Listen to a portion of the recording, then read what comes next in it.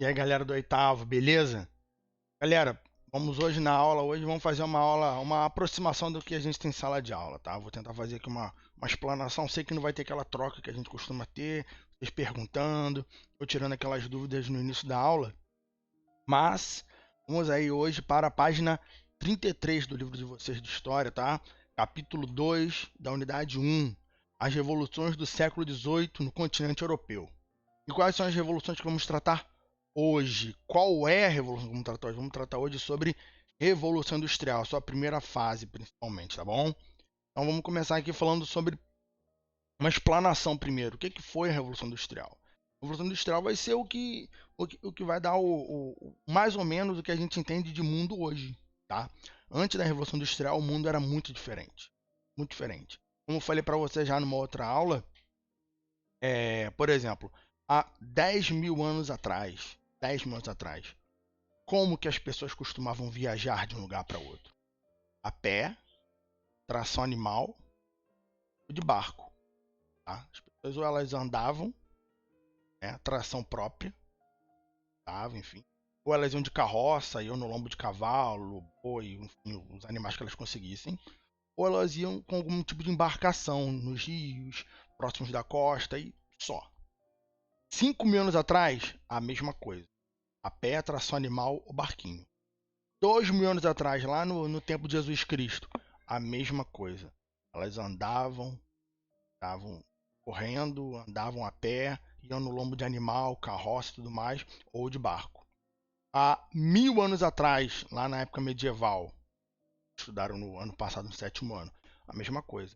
Tração animal, carroça, atração própria, a pessoa ia, né, os próprios meios. E essas coisas são muito do ser humano. Não existia outros métodos de viagem. Então, as pessoas sempre quiseram voar, sempre quiseram fazer um monte de coisa, mas a velocidade que as pessoas viajavam era mais ou menos a mesma.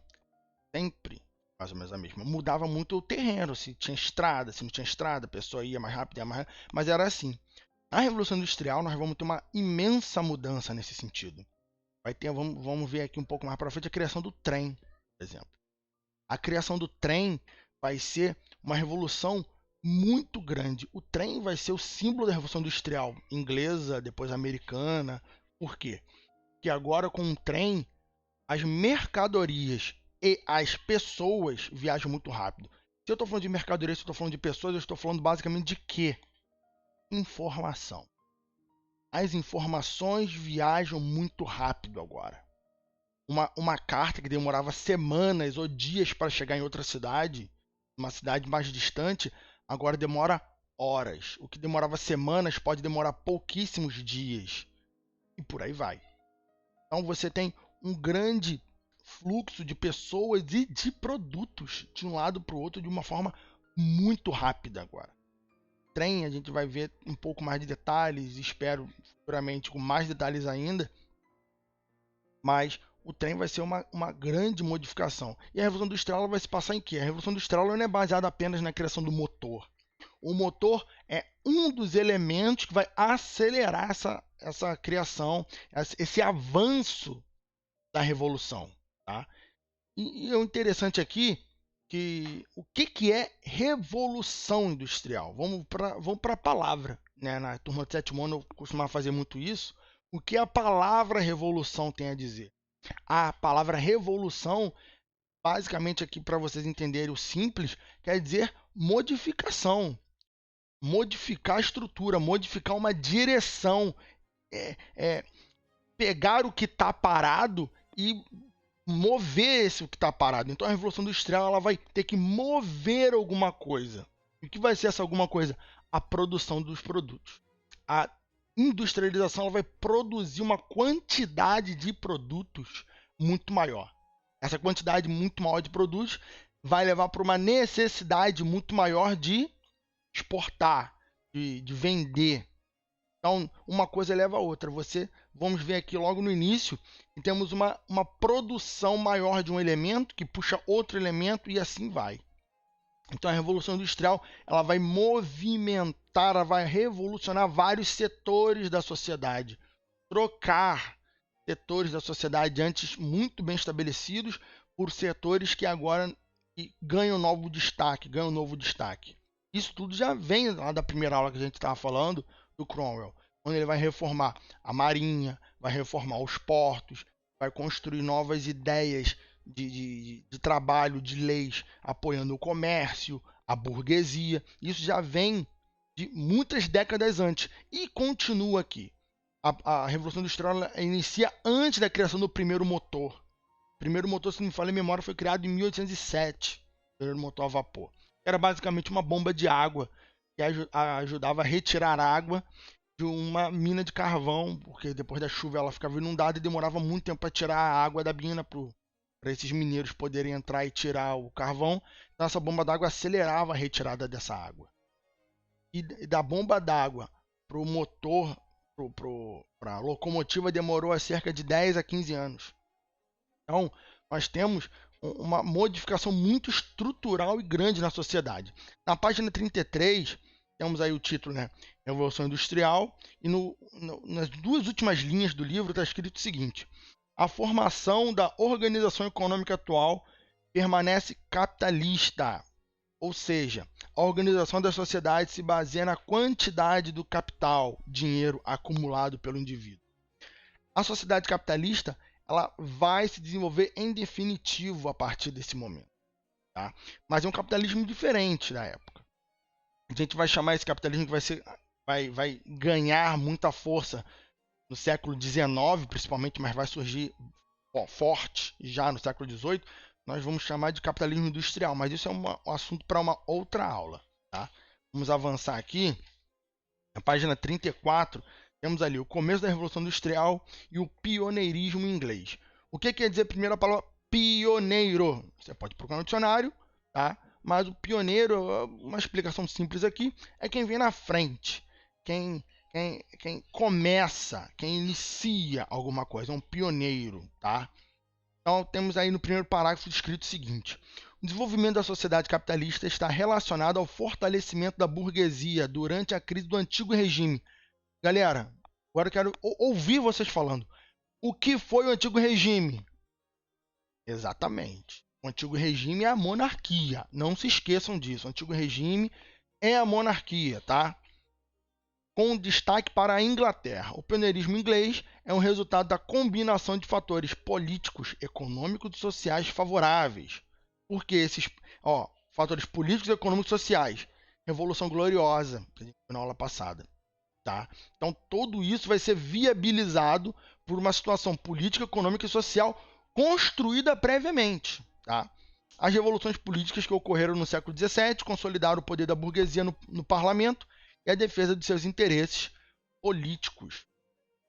Uma coisa que é importante falar aqui, que o livro não deixa muito claro, porque o livro procura ser mais objetivo, chega a ser um erro do livro, mas é um trabalho mesmo didática do professor, que é o seguinte: a Inglaterra vai se tornar um país riquíssimo. Tá? A Revolução Industrial vai possibilitar um avanço econômico muito grande na Inglaterra. Uma coisa que não se entende muito bem só lendo, e não se deixa muito claro só lendo livros didáticos, ou esse ou aquele livro, são detalhes como, por exemplo, a população inglesa sofreu muito. E quando digo a população, estou falando principalmente os mais pobres, que era a maior parte da população, 90% das pessoas, 80% das pessoas. A população da Inglaterra ela vai sofrer muitas dificuldades. Por quê? Elas vão ter uma transição do campo para as cidades. Ela vai ter uma modificação, ela vai ter muito... Por que do campo da cidade? Porque os camponeses eram das cidades. Desculpa, porque os camponeses foram embora do campo. Não foi porque a cidade era maravilhosa e cheia de emprego. Foi porque eles foram expulsos do campo. Né? Tem o cercamento dos campos. Você pode ler aí sobre as terras comunais e tudo mais. Está aqui nesse terceiro parágrafo. Mais uma vez, a Inglaterra saiu na frente. Ao iniciar os cercamentos dos campos, parte considerável dos senhores feudais cercou suas terras, tornando-se proprietários. Tornando-se propriedades privadas. Então, eles cercam as terras. Por quê? Porque esses novos industriais, essa galera que vai fazer essa revolução acontecer, essa burguesia, era o seguinte: se tivesse um quadro aqui eu desenhava. Poderia ter feito no computador? Talvez. Não farei. Aliás, vou fazer. Aqui o negócio rapidamente. O que acontece? Você tem aqui, digamos que temos aqui um campo, tá? Campo, onde esse campo aqui, ele tem várias fazendas de diferentes tamanhos,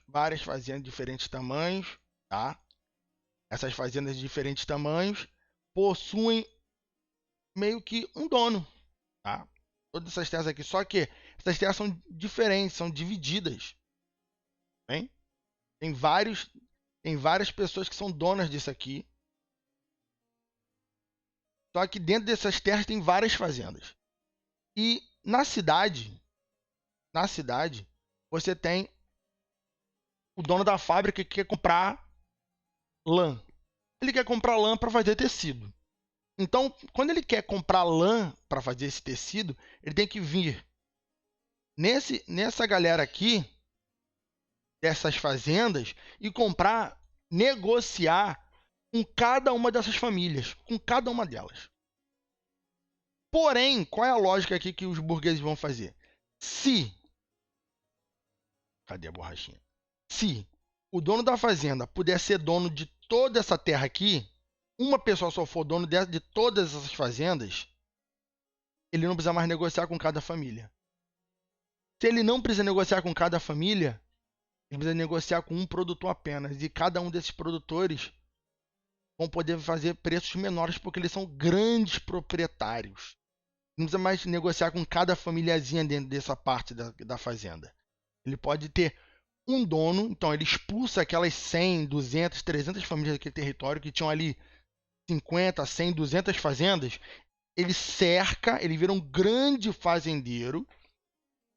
Tá? Ah, mas quem vai cuidar da fazenda? Em vez de ter 100 famílias ali, ele contrata 10 famílias para cuidar do mesmo terreno que 100 famílias moravam. Ele contrata 15 famílias, né? E aquelas pessoas vão cuidar de um terreno gigantesco, muito maior, vão ser pagas por isso, mas e as outras pessoas que moravam ali? Foram indenizadas? Não. Elas foram expulsas das suas terras e acabaram indo para as cidades. Isso vai gerar um segundo elemento de vital importância para a Revolução Industrial, que é mão de obra.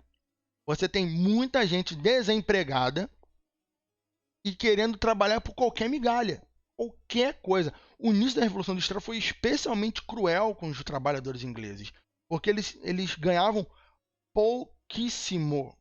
O homem ganhava pouquíssimo, a mulher ganhava metade, e as crianças, que dá uma outra aula falar sobre a percepção de crianças no século XVIII e XIX, e as crianças ganhavam cerca de 1/3 a 1/4 do que a mulher ganhava, ou do que o homem ganhava. Acho que do que o homem ganhava. O homem ganhava um salário pouquíssimo, a mulher ganhava metade do pouquíssimo, e uma criança ganhava 1/4 do pouquíssimo. Então você nota que o trabalhador inglês ele vai ser massacrado. Tá? A burguesia vai ter muita vantagem, mas o trabalhador vai ser muito massacrado. Para você ter ideia, em grandes cidades inglesas, a população quadriplicou em uma década. E uma população carcerária que era de 400 pessoas, 500 pessoas, vai subir para 30 mil pessoas em uma década. Por quê? A quantidade de pessoas pobres, de pessoas sem condição na cidade vai ser imensa.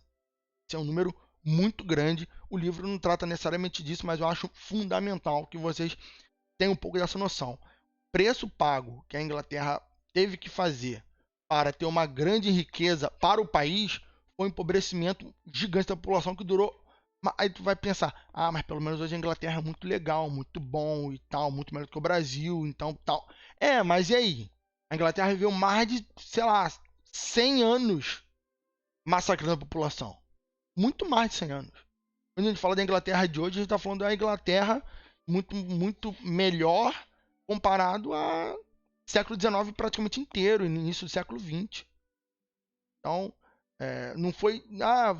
A população inglesa não viveu 10 anos pobre e depois ficou todo mundo rico, muito legal. Não, isso foram décadas de lutas, décadas de protestos, décadas de um monte de coisa que a gente vai tratar ao longo das aulas. Tá?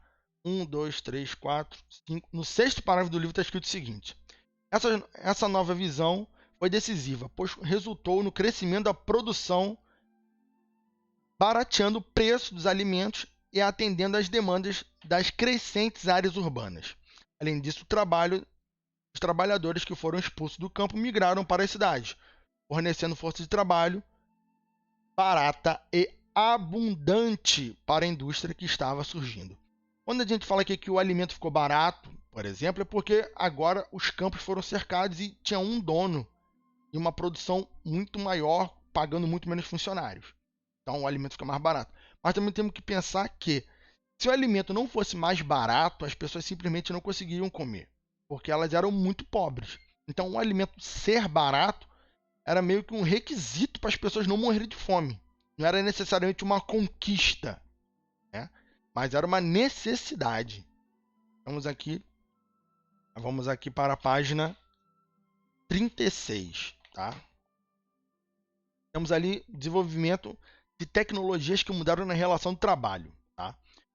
Bom, a Revolução Industrial ela vai trazer... Vamos falar aqui o básico, tá? Antes que eu esqueça. A gente sempre fala em sala de aula e vocês têm que lembrar desses detalhes.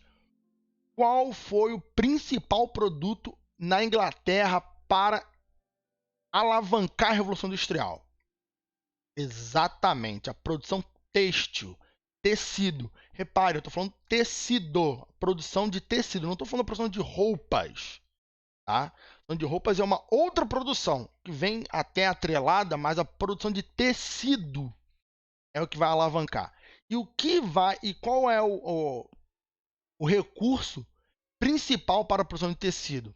Exatamente, lã e algodão. Então temos grandes plantações de algodão, grandes plantações de algodão e grande produção de lã, a grande produção de lã. Essa produção, tanto a de lã quanto a de algodão principalmente vai ser muito vinda das colônias inglesas, como a dos Estados Unidos. Nessa época aqui, essa colônia vai acabar, né, se tornando independente, como a gente vê, e muito dessa produção de algodão, por exemplo, vai acabar vindo do próprio Brasil. Tá? Uma outra aula sobre isso aqui, porque a gente não pode se demorar muito. Mas a produção industrial ela vai criar a Revolução Industrial vai criar toda uma nova dinâmica econômica, não só na Inglaterra, mas nos países associados à Inglaterra também.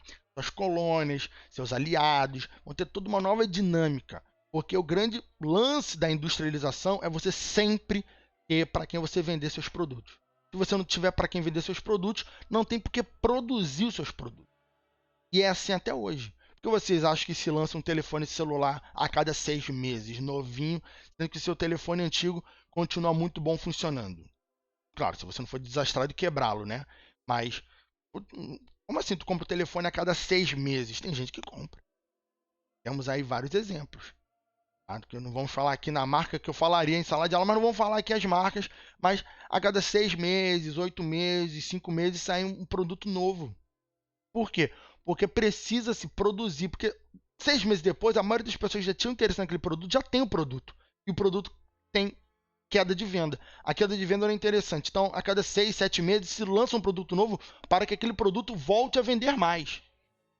Essa é a lógica industrial. Tá? Mas voltando aqui. Um dos pontos decisivos para o desenvolvimento do processo revolucionário, no caso revolucionário industrial aqui, foi o desenvolvimento de tecnologias do período. Entre significados e inovações destacamos: utilização do vapor como fonte de energia para as máquinas, substituindo a força hidráulica, animal, eólica e humana. Professor, eles já usavam energia eólica! Caramba, energia eólica é um negócio que está vendo hoje, muito novo. Gente, moinho de vento já existe há centenas e centenas de anos, gente. Tá? Isso não foi criado agora. O moinho de vento é usado para produzir energia elétrica, mas na época os moinhos de vento eram usados para fazer girar moinhos. É por isso que se chama moinho. Olha, o moinho tinha aquele ventilador grandão, né? Deixa eu ver se eu consigo achar aqui um exemplo tranquilo. Moinho de vento. Temos aí moinho de vento, né? Que é o quê? Esse ventilador gigante. Ali dentro tem uma série de mecanismos que ele gira uma roda que vai triturando sementes, as coisas que eles querem triturar, que eles querem morrer para fazer farinha, fazer bolo, fazer pão, uma série de coisas. Então isso aqui era um exemplo de utilização de energia eólica. Quando você não tinha moinho de vento, você podia usar rodas d'água, você podia amarrar um boi, cavalo dessa roda para fazer o mesmo serviço mecânico. Então você tem vários desses procedimentos. Agora com o motor, você não depende mais do vento, nem da aproximação de um rio para ter uma roda d'água. Você não depende mais de alimentar um animal para fazer aquele serviço ali, porque o animal cansa. Agora você pode fazer um motor, você faz a manutenção nele, coloca o combustível nele e ele trabalha sem parar o tempo inteiro. É uma máquina. Né? Então, para sustentar a Revolução Industrial, nós temos a produção têxtil, que conta com dois elementos fundamentais, que é a lã e o algodão. E para sustentar uma fábrica, precisamos de dois elementos, dois recursos fundamentais. Quais são esses dois recursos fundamentais da Revolução Industrial, sem ser a lã e o algodão? Exatamente. O ferro e o carvão. O ferro é o que vai construir as máquinas, o que vai possibilitar a construção das máquinas de melhor qualidade, com melhor resistência e tudo mais. E o carvão, que vai gerar o combustível propício para você fazer isso. Ah, professor, e gasolina? Não, esquece isso. Gasolina nem se utilizava. A gasolina vai começar a ser utilizada muito tempo depois, e mesmo durante a criação da gasolina, ela vai ser considerada um lixo durante muito tempo. Tá? Então aqui não é o caso de petróleo nem nada. Aqui vai ser o carvão mesmo. Não é o carvão não é o carvão vegetal que a gente usa no churrasco, não, tá? Aqui a gente está falando de carvão mineral, carvão que é tirado da terra. É um outro tipo de carvão que não serve para fazer churrasco, não serve, tá bom? Então temos aqui, continuando o texto, a utilização de recursos minerais como ferro e o carvão mineral como matéria-prima e fonte de energia, tá? Então não esqueçam disso. Qual é o principal produto da Revolução Industrial? Qual é o principal produto produzido para levar a Revolução Industrial, para dar o sustento econômico? Produto têxtil, tecidos. As fábricas fabricavam tecido o tempo inteiro. Tá? Quais são as matérias-primas? Quais são os produtos? Quais são os recursos usados para sustentar a criação desse maquinário, dessa energia toda? Ferro e carvão. Vamos aqui para a parte final. Aqui na página 39. A primeira Revolução Industrial. Temos aqui um texto que vai sintetizar mais ou menos o que a gente já comentou por alto. A primeira Revolução Industrial foi concentrada na Inglaterra entre 1760 e 1860. Então, repare, eu falei que o primeiro motor foi criado no início do século XIX. Século XIX começa no ano de 1801. Tá? Então, os primeiros anos do século XIX, 1807, 1808, foi criado o motor. O primeiro motor a vapor, que era sustentado por carvão. Tá? E ele funcionava com vapor. Eu poderia mostrar como que funciona o motor a vapor, como a gente costuma fazer em aula, mas não vou fazer isso agora que não cabe aqui. Mas a Revolução Industrial é de antes, ela começou principalmente em 1750, 1760. Então repare, coisa de 50 anos antes da criação do motor, a Revolução Industrial já estava presente. Porque a Revolução Industrial não é apenas maquinário a motor. É um maquinário específico para grande produção. É uma lógica um pouco diferente do que nós temos. Quando a gente fala em indústria, a gente está falando de tecnologia, a gente está achando que está falando somente de motores, de energias autônomas. Mas aqui a gente está falando das primeiras máquinas que funcionavam com a energia humana. Então, vários motores que funcionavam, era o próprio ser humano empurrando máquina, mexendo roda, fazendo essa energia mexer várias coisas que iam fazer a produção desse tecido, ia fazer a primeira produção do fio do algodão, o fio da lã, depois do tecido. A principal fonte de energia utilizada nas indústrias foi o carvão mineral. A imagem ao lado ilustra o primeiro tear mecânico movido a vapor. Temos aí o desenho do livro, vocês estão olhando o livro, um tear mecânico movido a vapor, tá bom? Aquele filme... Qual é o nome daquele filme da Angelina Jolie que ela dá uns tiros e faz curva? Esqueci agora, infelizmente. Mas ali no final do filme, no caso a galera ali do filme, eles têm vários teares no final do filme. Você não tem ideia do que é Um TA, de repente, se você já viu esse filme, tu vai lembrar. O TA é aquela máquina que fica trançando fios o tempo inteiro, aparece no final do filme com bastante detalhes ali que, enfim. Tem outro o parágrafo acima da imagem está escrito o seguinte: outra inovação importante do período foi a construção da primeira ferrovia inglesa, em 1825. Professor, você disse que o primeiro trem foi criado em 1815, 1820, mas a ferrovia só em 1825? Primeiro você cria o trem, depois você cria a ferrovia. Você não tem como criar uma ferrovia e falar assim, o que eu vou colocar para andar nessa ferrovia? Eu vou inventar agora o trem. Primeiro você inventa o trem. Então você inventa pelo menos a lógica do trem para depois você colocar a ferrovia. A ferrovia é um conjunto. A ferrovia não é dois palitos de metal no chão. A ferrovia é que liga um ponto A a um ponto B. É um conjunto. Então ela foi criada em 1825. Foi o início de uma revolução do sistema de transporte que alterou a noção do espaço das pessoas. Tá? E o último parágrafo está escrito lá. Preste atenção bastante nesse último parágrafo. As locomotivas foram desenvolvidas para o transporte de mercadorias, mas também passaram a transportar pessoas, ligando as regiões do país. O sucesso foi enorme e na segunda metade do século XIX as ferrovias se expandiram para outros lugares do mundo. Tá? Poderia falar um monte aqui sobre as ferrovias nos Estados Unidos, no final do século XIX, dar uma aula à parte sobre isso, mas o importante é que vocês tenham entendido mais ou menos até aqui. Vamos para a parte final aqui agora, tá? Na página 40, temos aí as principais inovações tecnológicas e quem as inovou, quem inventou o TA, quem inventou o navio a vapor, quem inventou a locomotiva. Tem os nomes deles aí, tudo legalzinho, então presta atenção. Temos aqui esses últimos dois parágrafos. Durante a primeira Revolução Industrial, a sociedade passou por profundas transformações. A população urbana cresceu e as indústrias se multiplicaram. Uma parte importante da população era formada por trabalhadores de fábricas. O cotidiano desse operário era difícil. Os salários pagos eram baixos e as condições de trabalho muito ruins. As jornadas de trabalho eram longas e as moradias precárias. As péssimas condições de vida dos trabalhadores geraram uma forte tensão social. Hoje, eu fico muito triste quando eu vejo pessoas falando assim, né? Aí tem alguém fazendo protesto, seja a categoria que for, fazendo protesto e sempre tem alguém, protesto é coisa de vagabundo.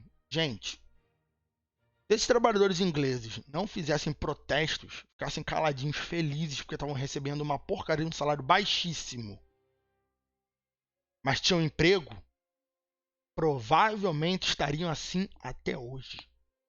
Tá? Mas o ato de você reclamar, lutar, pedir atenção, se revoltar, vai possibilitar que quem está em cima não tenha pena de você, mas pelo próprio bem dele, esse que está em cima desse burguês, ele queira te dar um pouco mais para ver se você cala a boca. Então é esse processo. Essas tensões sociais é esse processo onde você faz o protesto, onde você faz a greve e que tem em cima não tem pena de você. Não se enganem, tá? Pena. Não estou dizendo que não tem gente que é muito rica e. Enfim. Estou dizendo que a grande maioria, de regra geral, pessoas que estão muito em cima só vão aceitar aquele protesto ali quando elas estão perdendo coisa.